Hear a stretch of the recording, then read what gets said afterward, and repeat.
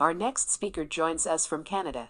Tracy Oyekanmi is the founder of Visible at Work, an on-demand training platform that supports highly skilled immigrants, international students, and expats on global teams to scale their career abroad. She brings her professional experience as a communication strategist managing international clients for over a decade across the Middle East, Africa, and North America, as well as her personal experience, having moved to 2 countries in 4 years. Tracy also hosts the Visible at Work podcast, which has over 500 listeners from 16 countries and counting, about navigating working abroad, managing cross-functional teams, and improving their career advancement opportunities. Welcome and thank you for joining us, Tracy. Thank you for joining my presentation on innovating your employee experience beyond virtual happy hours. I'm sure virtual happy hours have been one of the things you've been able to do right now just to keep the motivation and the spirits high of your team. And no judgment. I'm not judging you right now. This is a no judgment zone. I'm just going to share how you can adapt and innovate what you're already doing right now and to also support your efforts in how you can motivate the team that you have on ground. So you're probably adapting, of course, because you're not meeting in the office and you're doing more virtual interactions with your team. However, you can also leverage technology to innovate other aspects of your employee experience.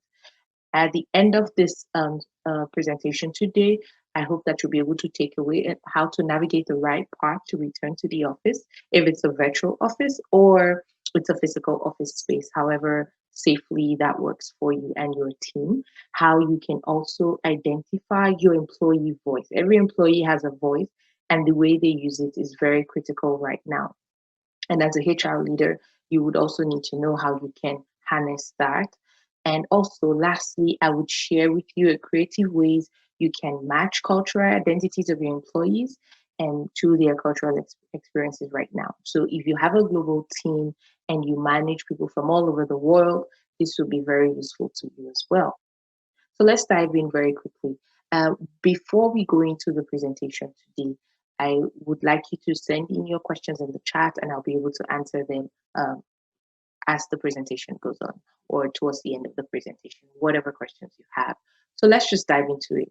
I believe with everything that has been happening now, it's been clear to see that we are all products of survival. So with all the things that has happened in history, it's been shown that people have been able to survive against all odds, against financial crisis, medical crisis, and so many other things that have happened all over the world. And this is also one of them that I believe we will come out stronger and we would also innovate and change the way we do things. So because you're currently doing things virtually now, you might find out at the end of the day, this is like one big experiment. Some people might end up loving it, and then some people might just hate it altogether and want things to go back the same. But we must also admit that things are not going to go back the way it used to be. So what can we do with what we have right now? That is why I want to support you in how you can elevate your employee experience with the team that you're working with right now. So it's definitely obvious that we've moved from working side by side with technology. We still do that a lot. We do a lot of collaboration. We come online once in a while, and now we're leaning into technology. So what do I mean by this? With adaptation and innovation comes with a lot of the responsibility in what we're doing, leaning on technology for productivity, for the way you rate your employees, for so many other aspects, for even virtual collaboration right now, and so many other communication tools that we use with our team. So we're doing a lot more that we used to do with technology, which is not bad in itself. It's just how you're able to harness that to navigate the right path for you and your team. So navigating the right path coming to the office, I would start with if you're going to be virtual for a long time, or if you're still going to be working back in an office, but you're still going to have to manage your global teams as well, then you need to be able to engage other aspects of your senses. I'll tell you a short story. In high school, I had a friend who was visually impaired, and I took on the task of reading to her. So every other work we had and assignments, she would, just get a feel of that.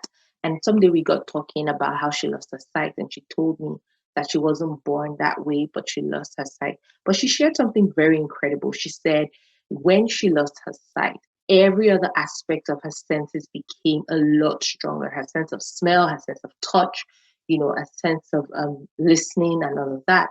So I believe that this is the world where we live in now, where although we do not have that physical touch, physical presence, when you're having meetings in the office where your eyes can move around and see what's happening, but you're just fixated on the screen like I am right now.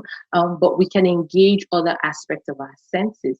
And instead of just doing everything at once, a way to navigate the return to office now would be to do it in stages. If you're already doing that, just break it apart and do it in stages. That way, your team does not feel overwhelmed. They feel a lot more relaxed. In some situations where it has to be, instead of just video, you can take it to audio, and you have a lot more people listening to the same thing, the same subject at the same time. And then you can come back and have a conversation about what you listened to.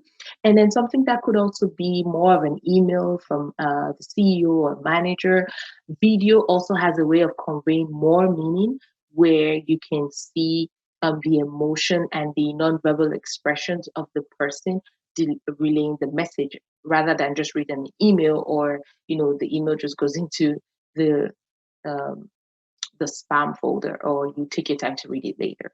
So a video would convey more meaning with that. So you can do different forms of information sharing in stages, and that would also help to reduce the pressure on everyone right now. Then you can also embrace some forms of immersive technology. It's been seen now that companies are using augmented reality and virtual reality to really do simulation studies for their team members. So begin to think about other aspects of your business that can embrace augmented reality, that can embrace virtual reality in interacting with objects, in work simulations, in bringing the digital space and the physical space. Just in case you don't have to go back to the office for a long time, you can try out other things like that. Facebook right now with the Oculus, they're about the second largest sellers in the VR space, and businesses are even beginning to embrace that from Facebook. So you can start to think about how your business can embrace some aspect of virtual reality or augmented reality to help your employees to have that feeling of presence as well. Also, I would tell you how you can know your employee voice. Now, what is your employee voice? When we talk about innovation, we talk about how people um, fall in love with the idea of something new. So you're not just bringing in something new, but people are on board with what you're bringing in. So with the things that have changed, your employees have a voice, and the employee voice is a freedom of expression of opinion, either an accepted opinion or a differentiated opinion. And I'm sure that your team members have some of those opinions. And we know that in a virtual space right now, what you were used to doing, where your employee voice is rather heard but not seen, you can now change that to create new norms and know the employee voice. You can also use it to measure how people collaborate on certain projects, and also make available virtual well-being opportunities and tools such as virtual coaching, such as telehealth, such as yoga and meditation online. So that way you would also know how your employees are part of the process, co-creation process, to finding their voice. So it is not just for top-down form of information, but your employee voice, you can see how they express their opinions, if they accept whatever changes that you're bringing ahead in terms of maybe measuring their productivity, and also if they have a different opinion, and if they're more in tune with collaborating on some of those things. So you can use your employee voice to measure that. So that is the aspect of co-creation. Now, the second aspect of knowing your employee voice would be engagement.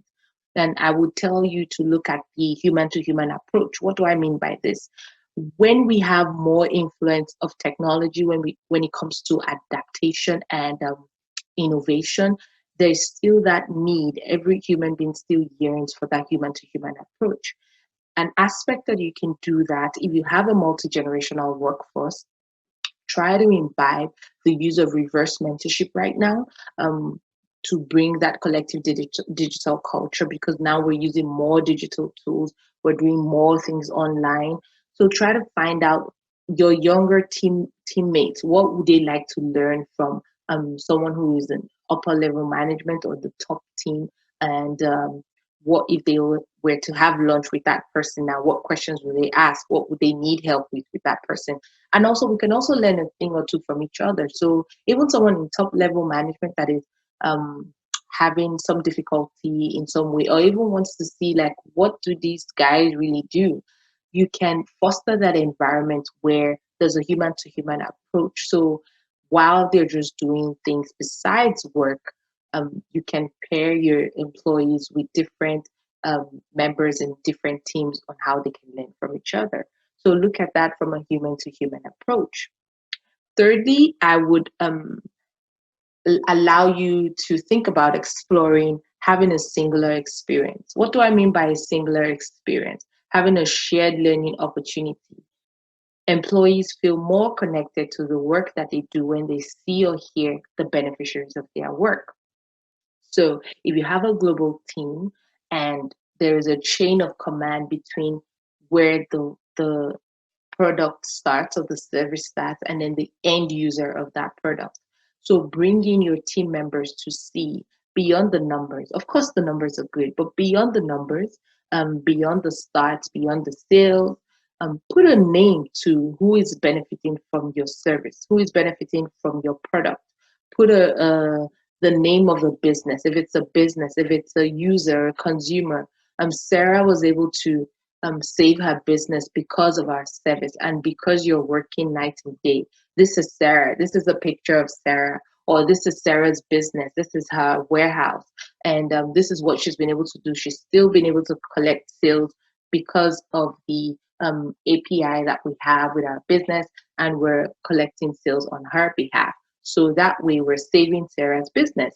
So that's the way you can put a name to it, especially for people from multicultural backgrounds. If you have a lot of team members across the world, that way they feel closer to the work that they're doing, that it has a lot more meaning, and somewhere around the world they're making a difference in someone's business or someone's life. So that would be a way to tie in how you can innovate the way you have your happy hours, or maybe something different to the happy hours that you're having right now. What does this do for us when we look at adapting and innovating? We look at it as seeing the duality of purpose. So we're not just seeing it for play, just for catch up, but also for work, how their work is judged, how the impact of their work is measured, and then we can talk about that. And also for in terms of the co-creation process, in terms of the employee voice, it's not just top-down form of communication, but we're also looking at the cyclical motion of management, getting ideas from the employees and the team members, and then also feeding back to management. And it's not just for information sessions as well, but also co-creation in terms of the decision-making process. And then we can also create avenues for perceived learning from colleagues who are far away in a different location, or in a different business unit. So you can create those kind of opportunities. And then also see an opportunity to encourage those who have a social conditioning to see that maybe they don't feel comfortable sharing more of other stuff apart from the work that they do. So you can call that out and say that you know that this is something new and it might take time, but we're willing to walk through that. And what does that help you do when you try out things like this? It does something. I'll share that with you. It creates data points. So with technology, you have data points each time anything is tried out, especially like with the employee voice and all of the things like that. You have data points, and you can picture the scenarios and see how you're able to reward early adopters, people who were able to come on board quickly with the changes that you've made, and then you can reward them. And also you can see who needs extra support to be more agile in the way they think or in the way they process information, in the way they carry out their tasks. What other support do they need to help them deliver best on their work? We're all trying to juggle and make things happen. So you can use this data for the future, not just for now, but also for the programs that you build in the pipeline where you can make improvements on. I believe this will be helpful for your team. And also, you can reach out if you have any more questions in terms of managing your global team as well.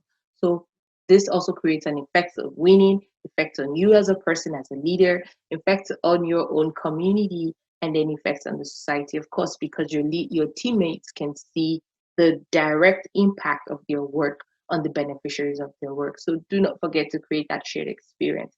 I hope this has been very useful to you, and feel free to reach out to me on hello@visibleatwork.com or visit our website on visibleatwork.com. My name is Tracy once again.